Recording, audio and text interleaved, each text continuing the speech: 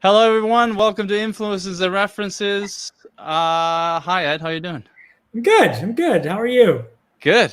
Yeah. Yep. It's been a good week so far. If you are just joining us for the very first time and have no idea what you found yourself listening to, this is a podcast about anything we want to talk about that week. It's mostly centered around creativity and music in some way, the creative process. It's Uh, yeah. It's car uh, talk for audio. Car talk Where for audio and music production. Yeah. I love car talk. Have you ever listened to car talk? I told you about it. Yeah, just a little bit. Man, good stuff. Yeah. Yeah. They're funny. Click, click. Anybody who's joining us, feel free to chime in the comments, ask questions, Yes. Do share it. share your anecdotes, your thoughts. We will feature them on the screen, and it'll give us some fodder um, to figure out what to talk about. Honestly, Well, uh, we have some ideas, but usually well, anyway, I don't know about you, Björgvin, but I rely, please give me some live comments. Because once we get questions from the studio audience, then it's super, super easy because we know what's on your mind and we can speak to that. yeah, But otherwise, I guess until we hear from other minds, hey, Ray, nice to see yeah. you. I guess you're stuck with Björgvin's mind and my mind, which I guess is two halves make a whole. We're pretty good. Yeah. Well, let's do this. Please let us know where you are from or where you're listening from, and also what you're working on this week. Is there a specific project that you're working on, or you're mixing a song, mastering a song, working on a record, writing a song, writing a blog post, practicing the guitar, anything even moderately or mildly or even slightly creative is fair game. So let us know what you're doing so that we can give you encouragement and support. That's what we're here for: encouragement and support. Yeah. Ray is from Glasgow. I don't think we knew that before, but that's cool. Welcome all the way from the other side of the pond, as they say. But where exactly, Björgvin? Where exactly? Well, in Scotland. Scotland. Yeah. Or it's always Glasgow and Edinburgh. Edinburgh. Yeah. Yeah. I have a friend, Inverness. one of the heads of Aston Microphones is actually oh yeah, this is super professional. Not me, folks. Yeah. This is not me. One of the heads of Aston Microphones is from Scotland, and he's a good friend of mine. So we've talked about, I think he's from Edinburgh, but I might be wrong. But then he's probably from Glasgow. Ray is saying he's writing a song, stuck on a verse, working backwards, got the bridge, then the chorus, great, but no verse. Any tricks on writing verses there, Ed? What's the title of the song?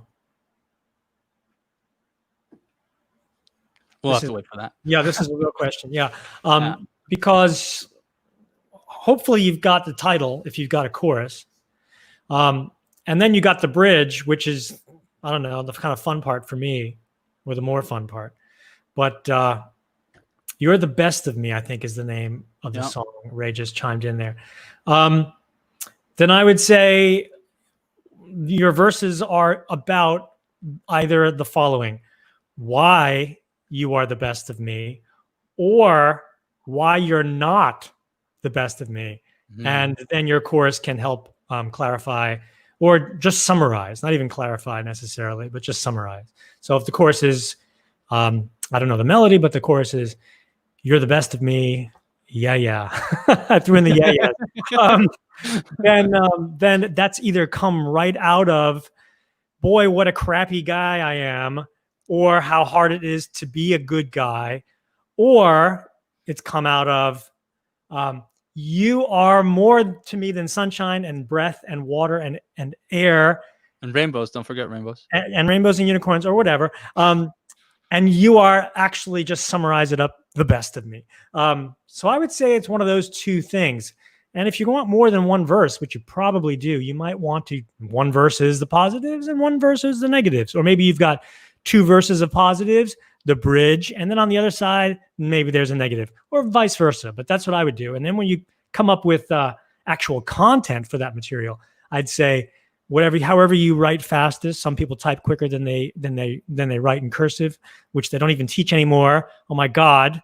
Anyway, however you write quicker, it never helped me. just brainstorm on the subject of whatever, whichever way you're going to go, the negative way, the things I lack, or the things I have, and just brainstorm. Don't even try to rhyme. Don't try to do anything. Just get text out. Get something on the page, a lot of it. And then after you got a page worth of stuff, maybe 2 pages, you start to get to some interesting things, and you go back and edit and cherry pick. And there you go. That's Cool. how I would go about it. Have you ever used the technique of like maybe being like sort of broad overview in the first verse, and then you either then you go deeper into like a specific issue in the second verse? I'm sure. So like, kind of think of it like that way. And also, well, you can also ask yourself what advances the story if it's a story in the song. Yeah, I always feel like it's a story, even if the lyrics are, "I love you, yeah, yeah, yeah," or "She loves you, yeah, yeah, yeah."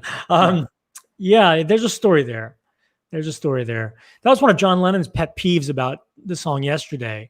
Yes, that song, the famous, world famous, most recorded song of all time, Yesterday. His pet peeve was nothing happens. It's like, okay, so yes, you were younger, things were different. Now you're older, but nothing happens. So, you don't know. You can argue with him or not, but I guess that means you have permission to not like what you're supposed to like, and to take even the best writers to task. Right. Permission is an interesting thing to bring up, because sometimes we struggle a lot with like and this manifests itself in imposter syndrome in many ways, and a lot of it revolves around the idea of who am I to do this? Nobody allowed me to do this, or something along those lines, right? But the thing is that nobody has the power to give you permission to do anything. I mean, we're obviously not talking about things that are amoral or illegal. We're talking about creative aspects of and publishing and following your creative passion. But nobody has the power to give you permission or take that permission away from you, more in particular. So go do whatever you want to do, and then show it to somebody. Because it's the thing that trips up people the most is, and they don't even realize it, is the reason that they create something. In this case, we're talking about writing. So why are you writing this song? Are you writing it because you want to get it, I don't know, listed in a commercial maybe, which is a fine reason? Are you writing it because you want to sell it? Are you writing it, who knows why? But you have to have an answer. Now, for me, I'm always writing for somebody else. And I don't mean I'm getting commissions. I am not getting commissions. If you would like me to do that for you or with you, happy to do that. But what I mean is, when I sit down to write something, somebody's in my mind. It's my grandmother. It's my wife. It's sometimes Björgvin, or Nick, one of the members of our group on Fridays. It's my uncle. It's a part of myself. Actually, rarely it is, but still, it could be. It's a character in a book or a play that I'm familiar with, but I'm writing for somebody. And what I mean by the word "for" is not so they can perform it, etc., but as a gift. So basically what I'm saying is I recommend the following: make gifts for specific people. If you're doing that, you're going to find it's much easier. Yeah, this is actually really, really cool. Let's see here. I'm finding this John Green quote. I think it's called "Make Gifts." Here we go. Well, I don't know about Mr. Green, and I hope that we dovetail on our point here. But my point is, make gifts for people. When I make art, when I'm writing a song, when I'm recording a song, sometimes I've been known to write plays in the past, direct plays, whatever art I make. I'll even say stacking wood. I do a fair amount of stacking wood folks. I live in the mountains and I split my own wood with my own axe, and I'm proud of it, obviously. But when I stack it, I'm stacking it for myself. So there's a gift there. I don't just stack it. Like, it's got to be done right. I take great pride in it. So mostly I stack it for myself, but I stack it for my wife. She doesn't know that. If she's listening, she does now. But it's not important whether or not you go out and give the gift either. You don't have to go, oh, I made this song for you, Björgvin. He has no idea how many songs I've written with him in mind. Or my mother-in-law, my father-in-law, people who are dear to me, but maybe going through their own difficulties. I find they're a great source of inspiration, and they really help me to focus, and they help me to be very specific in my work. And I can't stress that enough. Ray and whoever else is writing, when you're working, specificity is your friend. Now, you don't have to be specific all the time. You can have a line like, she loves you, yeah, yeah, yeah. But at some point in there, you're going to struggle with specificity, and I urge you to go towards specificity. For sure. Yeah, you can always generalize later on, and chorus is a great place to generalize something. That's where you ought to be generalizing. Right. Anyway, that's a lot of info right there. So I'll pull back from the microphone. Well, I just posted a link to a comic from Zen Pencils, one of my favorite graphic artists. He does motivation. He takes motivational quotes from, well, he used to do. Now he focuses more on children's things, children's books and animated, or not animated, drawn children's books. But he takes motivational quotes and creates really cool graphics around it. And I have 2 giant posters. I think it's like 16 by 24 size posters in my studio here, or in actually the studio bathroom here. And it is, one of them is this from John Green. Was every single day I get emails from aspiring writers asking my advice about how to become a writer. And here's the only advice I can give. Don't make stuff because you want to make money. It will never make you enough money. Don't make stuff because you want to get famous, because you will never feel famous enough. Make gifts for people and work hard on making those gifts in the hope that those people will notice. Maybe they will notice how hard you work, and maybe they won't. And if they don't notice, I know it's frustrating, but ultimately that doesn't change anything, because your responsibility is not to the people you're making the gift for, but to the gift itself. And I thought that was pretty cool, because it's sort of the intrinsic self-actualization and value of creating should come from within, not from some extrinsic thing that you will get rewarded. Yeah. Yeah. If you're in it for the money, be a plumber. Like, seriously. My students ask me, oh, well, I'm in this, I want to X. X means I want to be an X film, or I want to be an X stage, etc. And I'm always like, if you're in it for the money, find something else. Like plumbers, everybody loves a plumber. Why? Because when you see the plumber because you called the plumber and you need help. And you are so happy to pay that guy or gal to cross your threshold. Yeah, not the same with artists. Yeah, it's true. Unfortunately, I'm just telling you how it is. I'm not even, it's not my experience. This is mine and other experiences. Yeah. Well, one thing that I did in the last sort of 6-7 months was I tend to sit on the intersection of entrepreneurship and musical creativity. And having built audio issues from just really nothing to something that continues to help thousands of audio engineers and musicians every day, every month, or whatever, to help them make a bigger impact with their music. I've always sort of struggled with the fact that, yes, even if you're not in it for the money, it might be a good idea to go to have a plan of action in order to maybe have the entrepreneurial mindset to make it possible to earn money.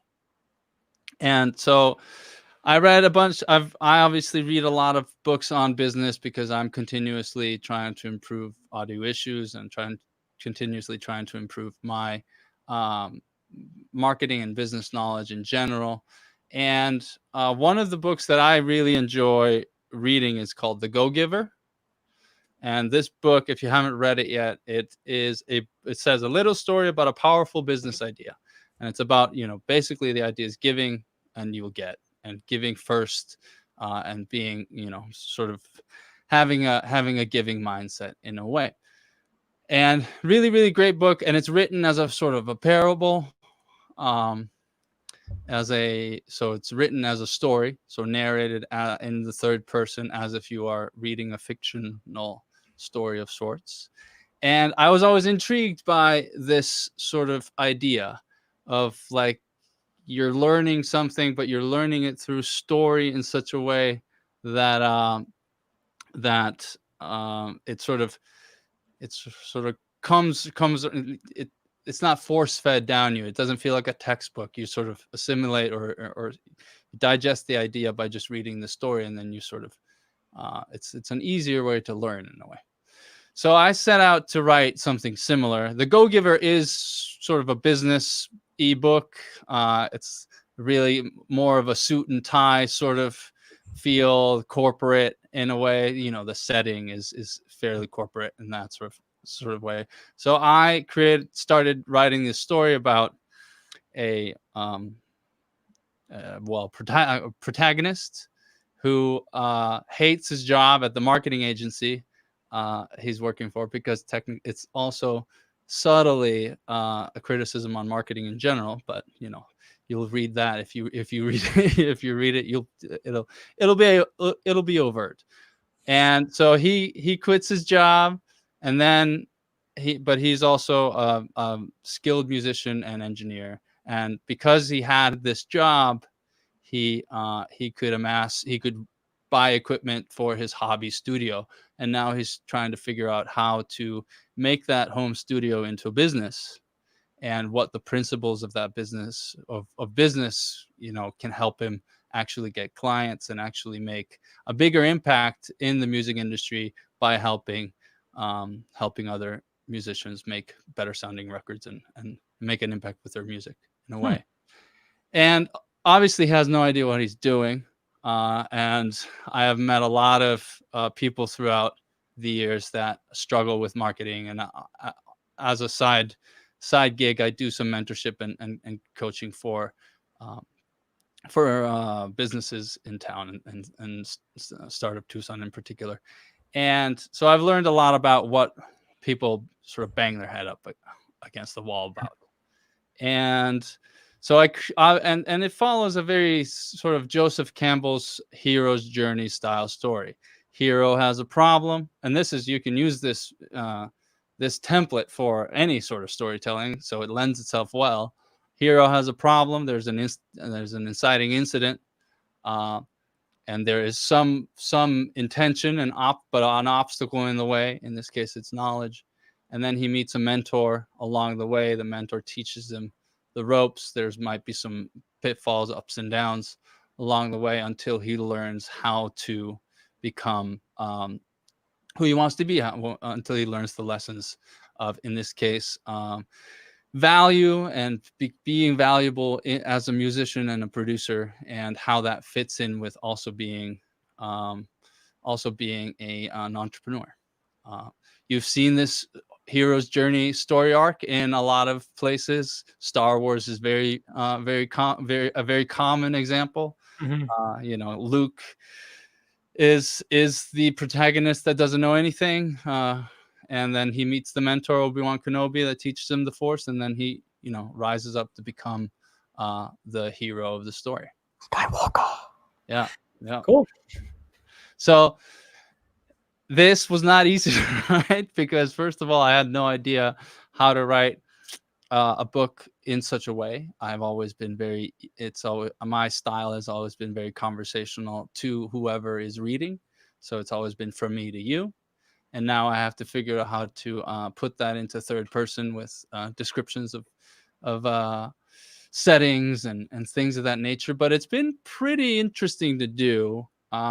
Also because it allows you to set the scene in a lot of ways. And one of the ways that I like to set almost every single scene in the book is through whatever is playing on the radio overhead or in the car or anything like that. So it's chock full of music references as well. Some of my favorite songs, some not necessarily my favorite songs, but might be ironic to place in that particular scene, things of that nature. I'm not using ironic by Alanis in the book though to portray irony, because I feel like that's too it's too to the point.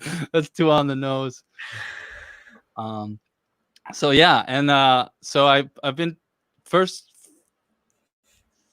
basically at the end of last year, I had a huge outline that was all just bullet points. All just bullet points of like here. So I was like, I adapted it from this story in a way. I was like, let's see, can I make a similar story? Obviously, without copying the story, because there's no point in copying something. You want to put your own footprint on it, or mark on it.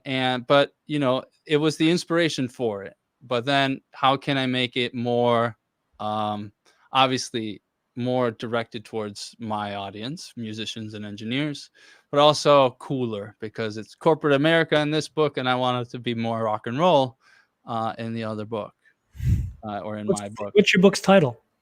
You Get What You Give. You Get What You Give. Good title.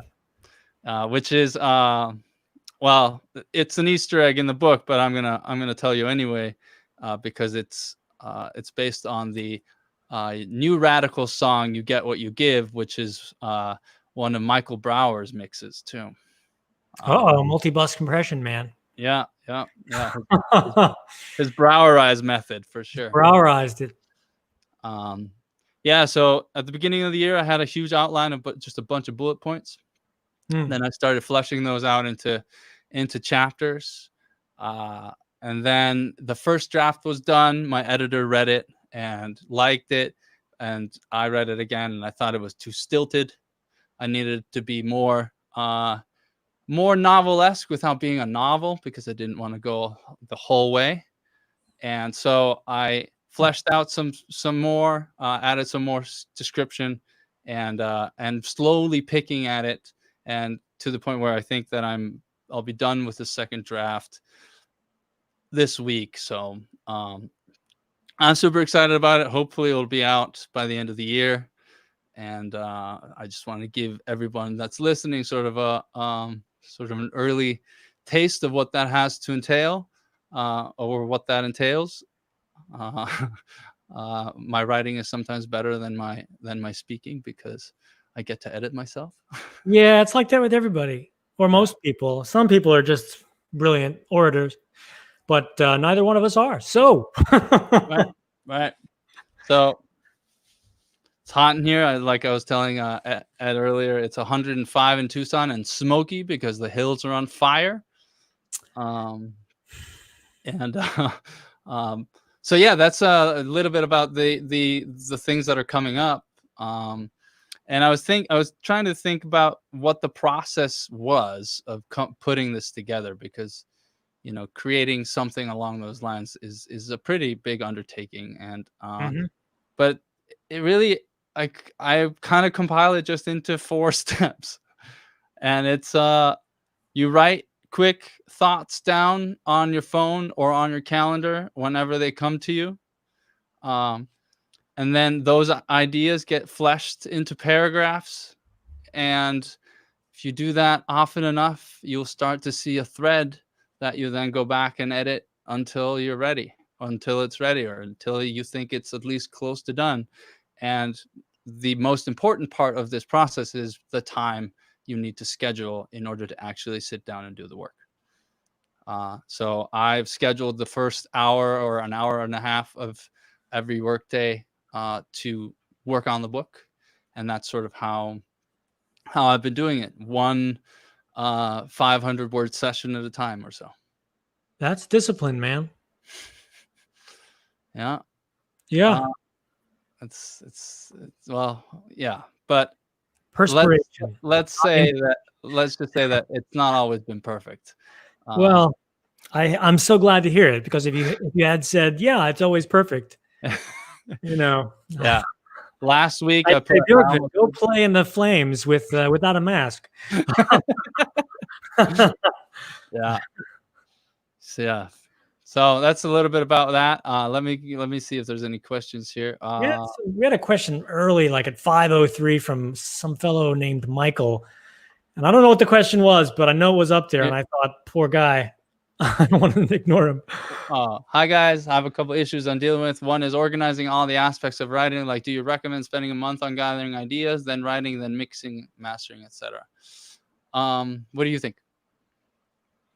It's hard to recommend one way of life on another person because you're really talking about like a way of life. So for me, I go in waves. I'll have a wave of like recording and mixing and mastering and writing at the same time. And then I think right now I'm actually starting to enter the next alternate wave, which is stepping back, looking at everything I've created over the past year or longer, and seeing if there's a common thread or what common threads there are between the works I've created, and then kind of grouping them together, because I'm of the age, I'm going to be 50, so I remember albums. I remember unifying ideas or long statements made over the course of 35 to 40 minutes, as opposed to what's happening now, which is mostly, your 3.5-minute single, which is ironically where things began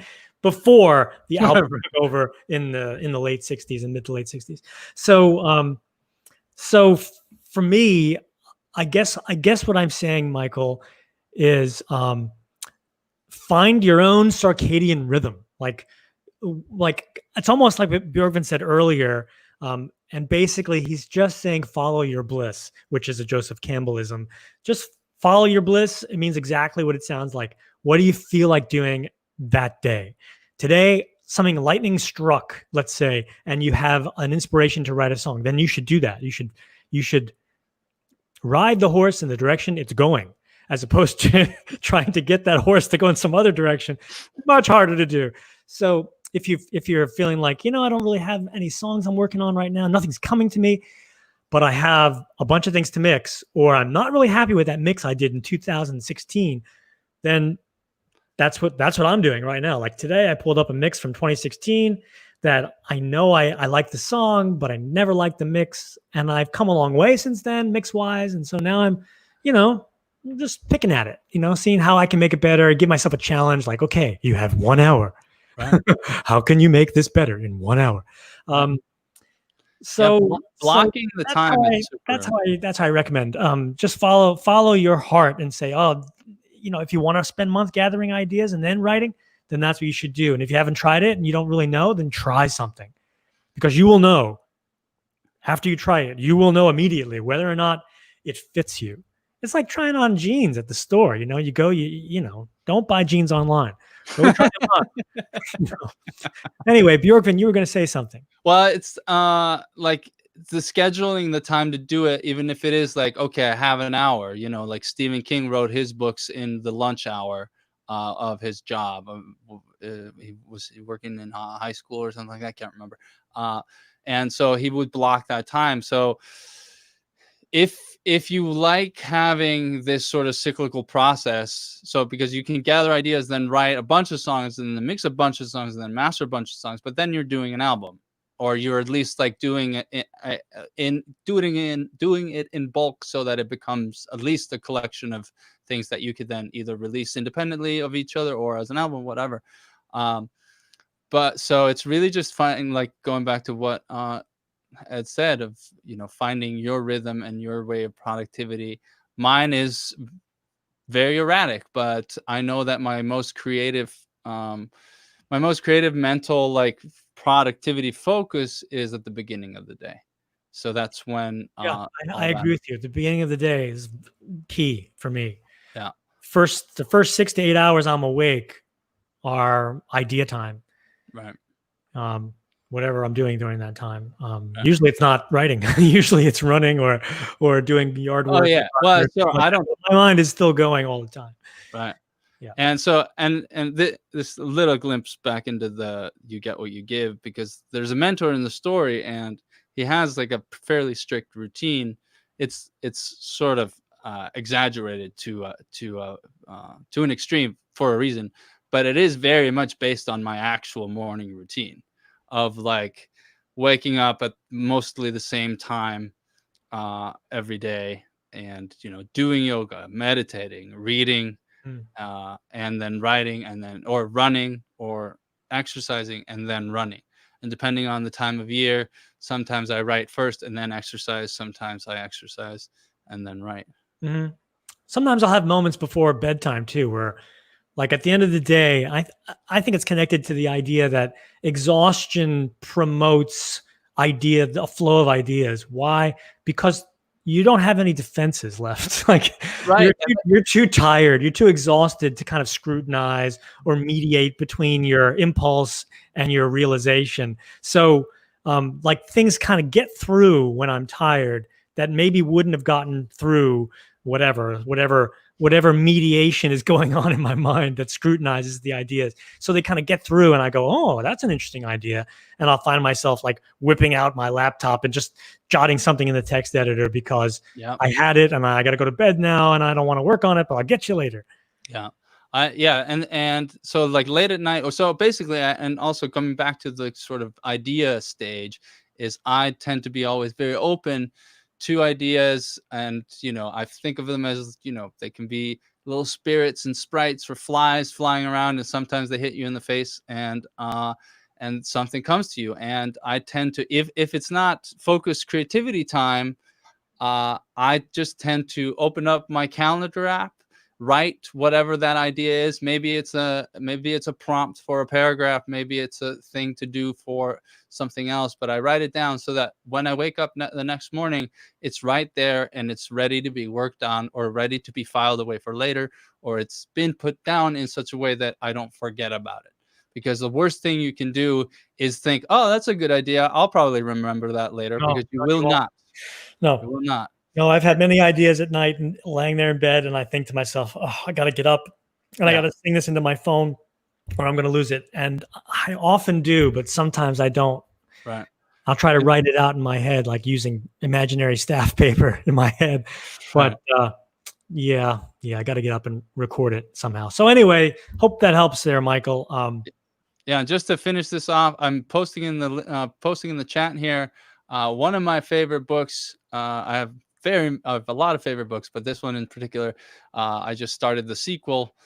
It's called Daily Rituals: How Artists Work, and it's basically just a collection of the author went out and compiled how various famous artists through history, how their day to day was, and it's a really interesting sort of research into just sort of the mundanity of being creative, and how much you just have to kind of sit down and actually do stuff. It's in the book. There's Kafka, Woody Allen, Agatha Christie, Leo Tolstoy, Charles Dickens, Pablo Picasso, Gershwin, Andy Warhol. You know, lots of it. Super, super powerful to read, and it might help you find whatever rhythm or ritual would work for you, or maybe it'll inspire some ritual that, If or nothing else, I daily bet what routine. it's going to show you is that there are so many. Like for every person alive, there's a way to go about it. It's like any technique. Yeah, we have techniques because people have come along, and over the years we go, this is a best way to do X or a very efficient way to do X. But there's always somebody, everybody's always taking that technique and without even knowing it, doing something to it that's theirs. So for every person around, there's a way, your own technique, a way that you are going to do it that works best for you, your time, your life, your schedule, your demands, your all those things. Right. So Right. carry on, Michael, carry on. Yeah. Simon asks, how do you fit so much into your life? You have an efficiency with your time I can only dream of. Automations with most of the technology and software that I use is a huge thing. Mm. Putting systems in place, thinking that every time I do something, if I ask myself, am I going to do this again? And is it going to be the same way? I will figure out a way to make it easier, or I'll figure out a process or an automation that makes that simpler. I structure my routine so that so that the most creative work gets done in the morning, and then it sort of slowly falls apart in the afternoon. And obviously I have a team. I have an assistant, I have an editor, I have a video editor. That's mostly it. And I'm probably going to be maybe trying to find more people for the team later on down the line. But as of now, and also a lot of it is thinking about, what you don't have to do. Like, I think of the more I grow, or more I grow the business, or more stuff I do, I also think, well, this is a higher level of work. What will this replace that is now redundant or also not necessary? What doesn't move the needle doesn't get done, basically. Things like that. Yeah, just being productive and being focused is obviously a huge issue. Eating mostly healthy. I can't. I mean, Eating good food, sleep, yeah, drink water, drink. Yeah, it's true. It's true. It's true. I've been working on drinking water. That's one of the things I've been working on. Isn't that crazy? But I'm like, no, I need to drink more water. So simple things, but if you're it, man, you're the whole machine. Keep that machine well oiled. Take good care of it. Yeah. Yeah, I think. I mean, obviously, audio issues is the only thing I do. I don't really have. I have some side gigs here and there that come in, but audio issues is the only thing I do. I run my own platform, and that I believe is possible for almost all of you. You find your niche, find your place in with your platform, find something to say, find something to teach, find some value to bring to the marketplace without feeling, and you can do it without feeling sleazy or salesy or anything of along those lines. And I think that's something that everybody can do. Yeah. And if you don't bring it to the marketplace, you did not fail. Yeah. I mean, that's not a measure. That is a measure of success, but not the only measure of success. So yes, Björgvin is right. If you've got something and there's a marketplace there, why not hang a shingle? Yeah. Put it out there. But if it doesn't happen, if you don't put it out there, if for whatever reason you made something, there's so much value in that. Well, basically going back, so like there's creativity that's intrinsically to itself and inherent to you. And then there's creativity that you can market in some way. Obviously, I market my books, I market my courses, but I do that through just sharing my story and sharing my techniques that I've learned, and hopefully paying that forward to other people that might benefit from it. There's plenty of other maybe less successful and marketing techniques that I have no interest in pursuing, but but there is the creativity for creativity's sake as well. Yeah. And that can be your hobby. Like for me, cooking is my hobby more so than anything else. And I don't need to, but I'm not going to open up a restaurant anytime soon. I feel like 2020 is probably the worst time to open up a restaurant. Yeah, don't do it. Yeah. Ray says Björgvin finds time to meditate, and that's true. I have a 70% success rate on meditating, and that's great. Which means that I, meditate 4 to 5 times a week. But it's only 10 minutes at a time. If you don't have 10 minutes to sit still and think about nothing, you're doing something wrong. Oh boy. Okay. Like, didn't you answer unnecessary emails or read unnecessary emails for 10 minutes today? Did you really have to watch that YouTube video or scroll Facebook? That's my exhaustion today. It's just the Facebook feed is you could be an infinitely happier person if you replaced Facebook with meditation. Any number of things, actually, folks. But yes, meditation high up there on the list. Yeah, and if you can't do 10 for some reason, try 5. 5 will do. Yeah, Start with 2. I use this app called Calm. It's super easy. It's just a timer. There are guided meditations. It's just a timer. But it's basically, it just sounds like this. Just sounds like a quiet stream, calm. You just sit there, do nothing, and hopefully try not to think about things, which is impossible, but you try anyway. Because that's basically what life is, right? Trying things and then failing and then trying them again and then failing and then trying them again, and then you're dead. Wow. And he's the optimist between the two of us. Yeah. Mark says, congrats on the book. I made the jump from music to novelist in 2011. There's plenty of crossover. Well, that's congrats to you, Mark. Nice job on that. Yeah, that is neither of those careers are like high probability of success. No.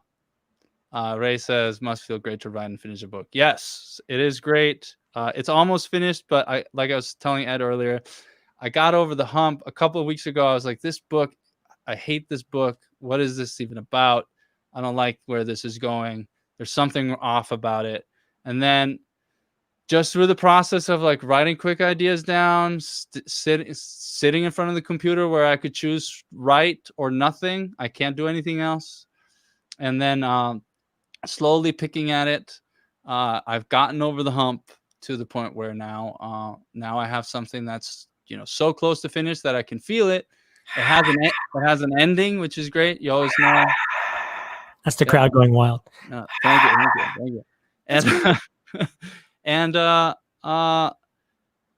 so it's to the point where now I'm going to print it out and then go through it again for the third draft. So let's see what else is going on here. Michael again, do you find trying to do so many things in a world that's always grabbing your attention, getting overwhelmed, really blocks your creativity? Yes, but that's why you have to be fiercely defensive of your time and block out distractions, which means there's no other tabs other than just the Google Drive document that I have.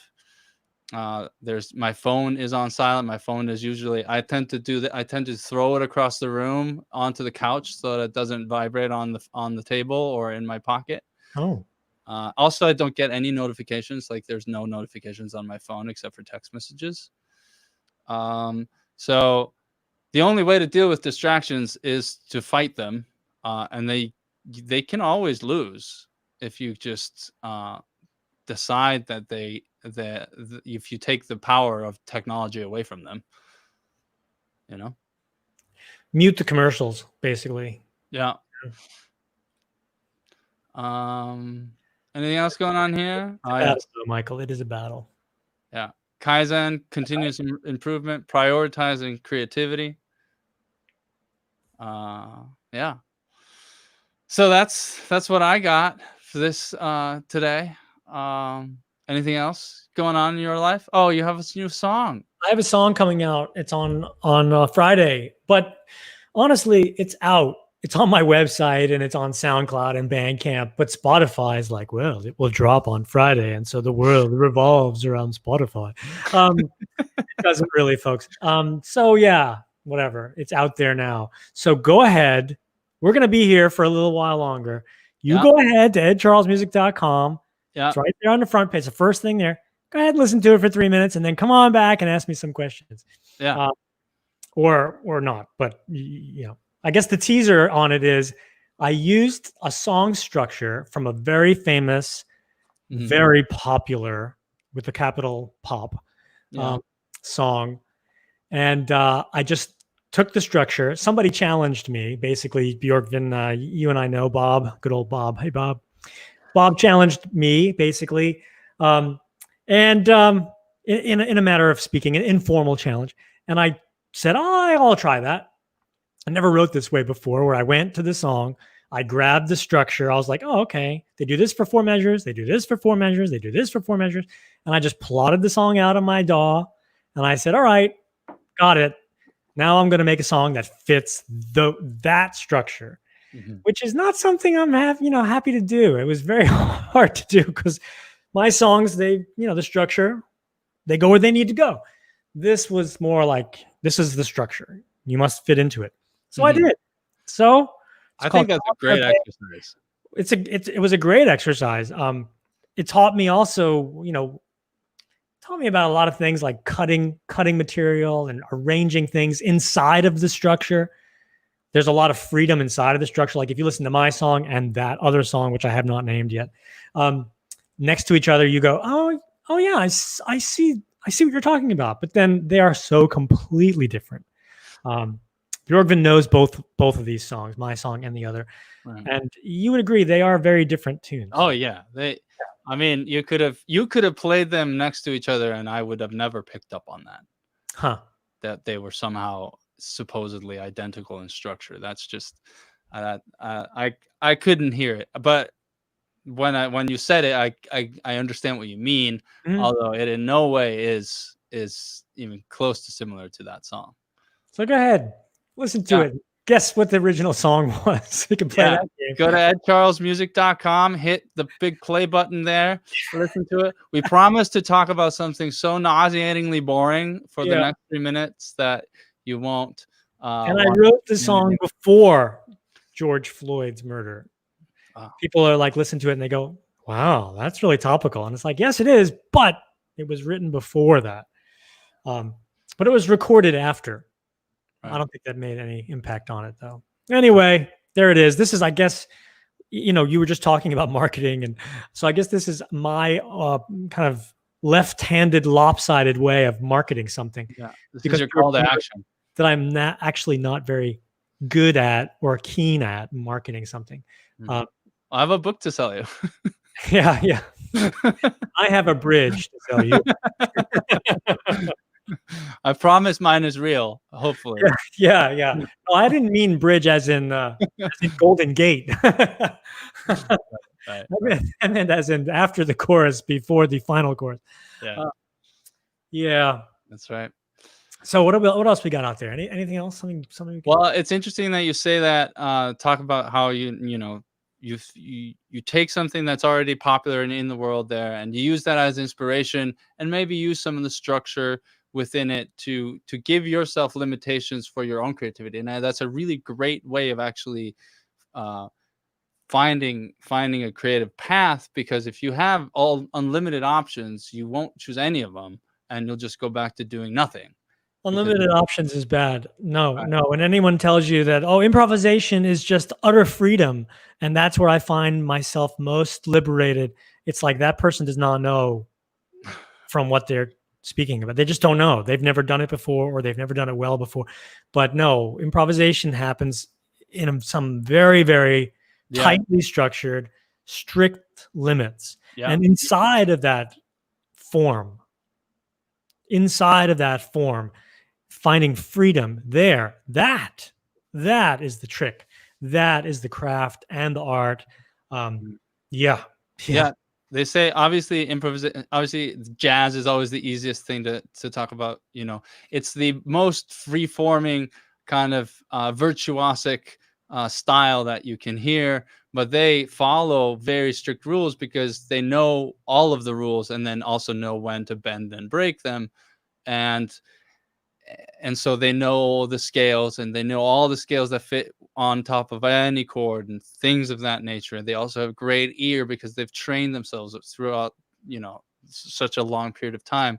And improvisation from an improv standpoint, standing on stage with another person and improvising a comedy scene follows something that's, there's one cardinal rule, and it's yes and then there's something they like to call, or I was taught, the deck, which is details, emotions, and consequences. So, when you don't know what to say something that includes details about the scene that's happening before your eyes, or you're creating, or you react emotionally to whatever they said to you, or you move the scene forward by creating a consequence of the actions that are being made. That's improvisation, but it's like there's pretty strict rules, or strict is not the right way of putting it, but that's sort of it's the framework that you work within in order to be free and creative. Framework, baby, framework. Yeah. Fred says it says. It's spelled incorrectly on the player. Oh, that's great. Got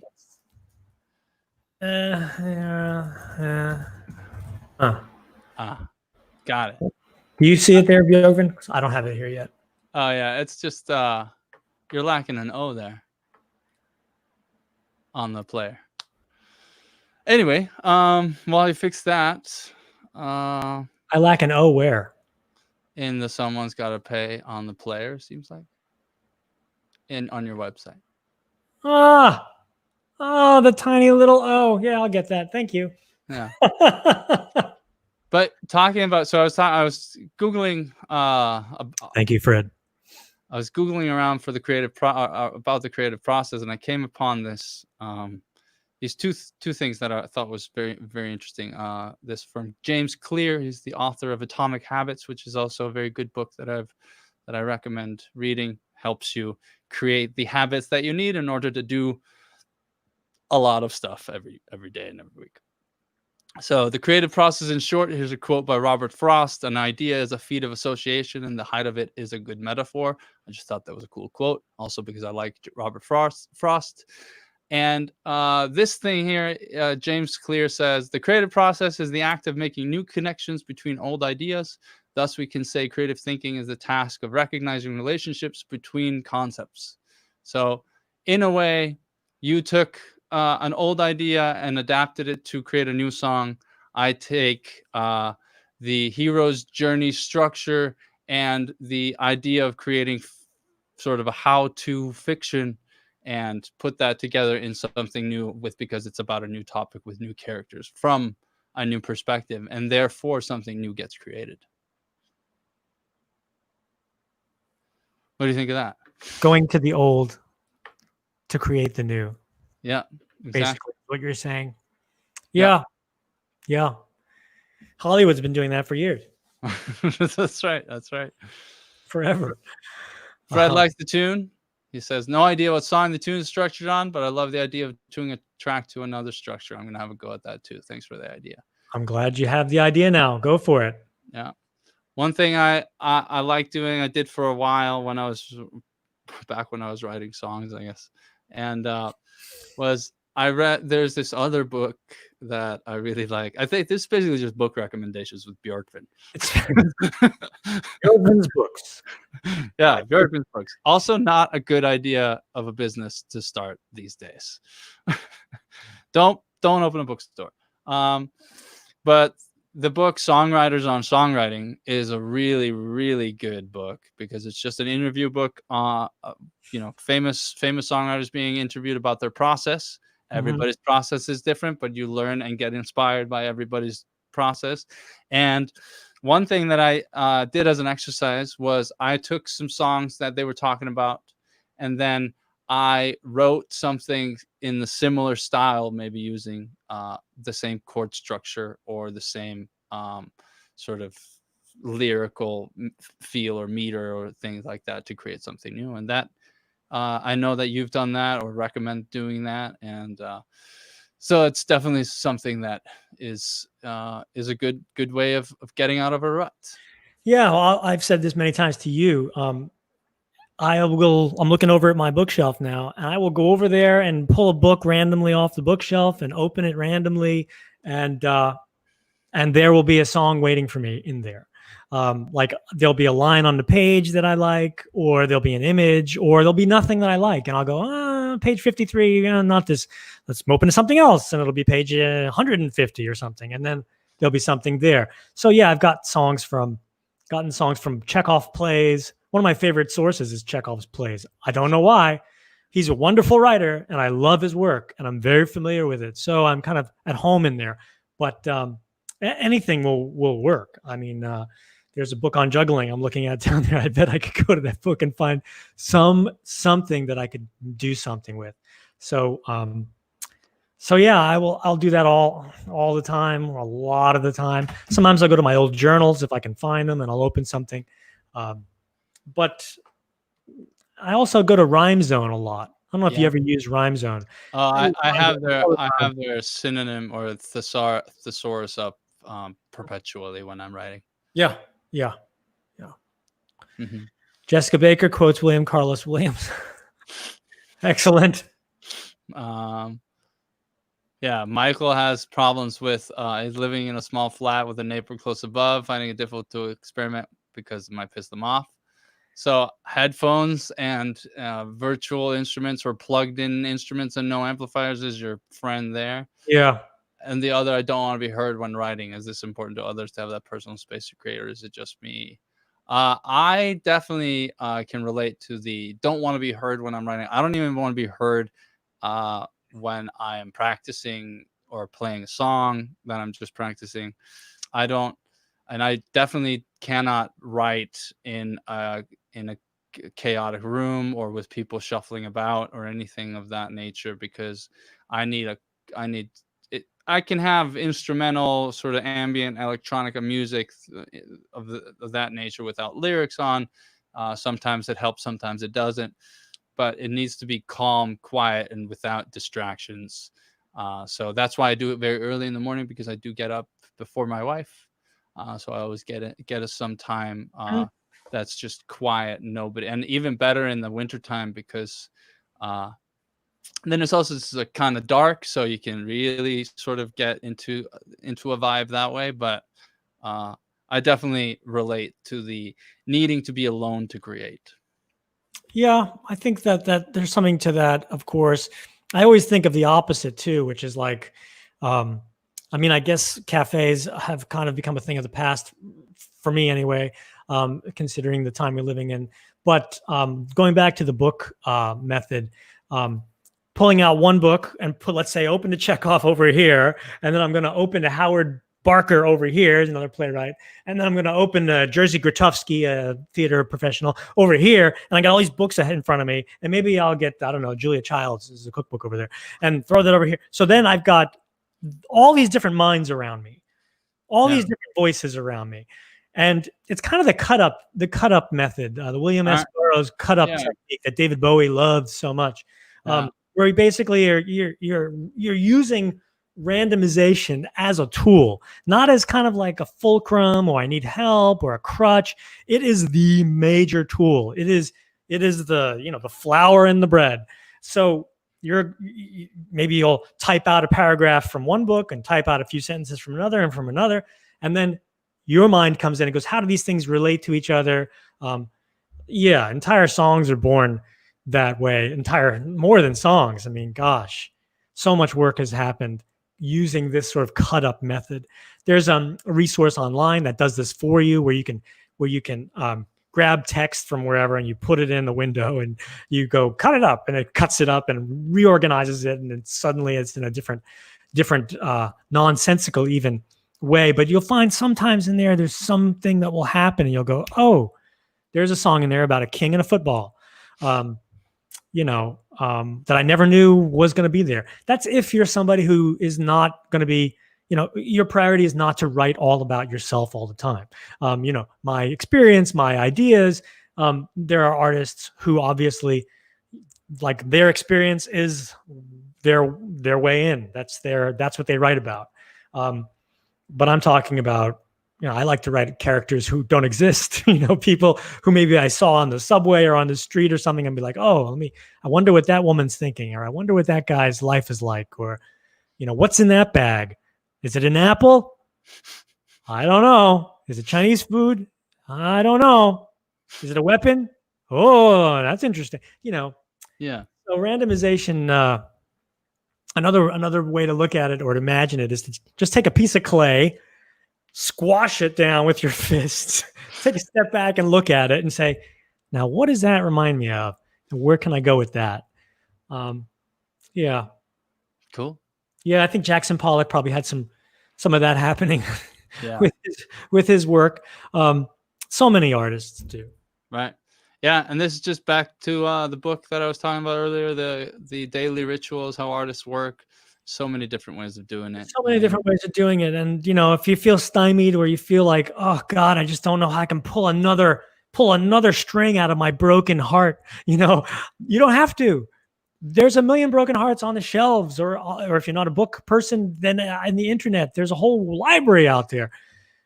Go find something. And you know what else? The newspaper. The newspaper is just brilliant to find material from. It is. And I'm not just talking about today's newspaper. It could be, pick a year. Go back in time. Look at the news from wherever, or a football match or something. So much material out there. If you just say to yourself, anything goes. It's all fair game. Right. Simon says, as someone who makes instrumental music, I still find that books and articles, even films and TV inspire me, even if firstly for a title, other stuff gets absorbed into the tunes. Yeah, it's very interesting to talk about it in the context of instrumental music, because it's still a feeling, an emotion, and a particular chord progression will sound more melancholic or happier or sadder or whatnot than others. And a certain sound, especially when it comes to sound design, designing the synth sounds and the beats and the drums and all that, you're going for a certain feel and emotion. And I think you can be inspired by all of like anything in the world to create emotion, because that's basically what music is. It's just a collection of emotions from the people that made them. Mm-hmm. Sometimes for me, it's also like I kind of feel a little bit like Alice chasing the rabbit. I don't know where it's going. It's interesting to me, this creature that's running away, and I'm following it, and it goes in this certain place, and then before I know it, I've gone through a portal into another place that I didn't know was there. And I don't know. It's like reading a book. You go to a different place, except this time you're sort of creating that experience for yourself, as opposed to getting it wholesale from someone else or somewhere else. And something else I also try to do is finish the song in the session. I don't mean necessarily the lyrics and the music, but if I'm working on lyrics, I try to somehow get to some sort of ending or some sort of conclusion where I feel like, okay, I can walk away from this. Inside of the, from gun to tape, it's all captured in that span of time, whatever it was, 15 minutes, an hour, 2, 3 hours, whatever. It's like, I think it's a John Lennon thing. And he was like, be very simple with what you say, make it rhyme, and write it all at once. So you kind of catch the spirit as much as you can. Yeah. Well, we're on the hour here, so I think it's time to. Really? We are. Time for dinner, folks. Time to end our inaugural season of Influences and References. Do let us know what you liked and disliked, and are we going to have a season 2, or we don't know yet? We don't know yet. We don't know yet, folks. It really just depends on what we're gonna do at the I guess end of summer probably. I'm taking the rest of the summer off off from this, but not off from Insiders or any of my other audio issues adventures. And because I have a book to finish and a flagship mixing course to create. Yikes. Yeah. So that's that cat's out of the bag now. If you're interested, I'm creating something called the Mix Finisher Formula, which is going to build upon everything that I've learned since I started mixing, and everything that I've expanded on since I did mixing with 5 plugins 5 years ago. So this will be brand new, much more in-depth, definitely more advanced in every way when it comes to going beyond the 5 plugin framework or the 5 processor framework, talking a lot about mixing philosophy and going slightly into some of the things that you need to do prior, editing and making sure that your song sounds good recording wise, and then after, which is the mastering and finalization process. So the mix finisher formula, hopefully coming in the end of summer. I will have more information for the email list as we get closer to that. So, well, good. Congratulations on that. thank you. You got a lot, man. Yeah. Book, a new course. You better take some time off. Yeah. Well, I'll take it off. Means not doing one thing, so you can do another thing. Basically. Well, thank you all for tuning in. Go to edcharlesmusic.com and stream his brand new song, Someone's Gonna Pay. You will not regret it. It will pay to listen. It will pay to listen to it. It pays to listen. Yeah. Well, thanks for coming out, everybody. And, enjoy your work. Yes. Yeah. Enjoy your work. Be open to ideas, write them down, schedule the time to do them, or flesh them out and expand on them. Do that enough times, you have a body of work of some sort. Yeah. And if you don't feel like working, then maybe you shouldn't, Yeah. Lately, I'm not feeling like it. And it's like, you know what? I do a hell of a lot of work, a lot. And, I'm just going to take a break right now. So, right. Yeah. Right. And that's what we're going to do right now. We're going to take a break, folks. See you later. Be good.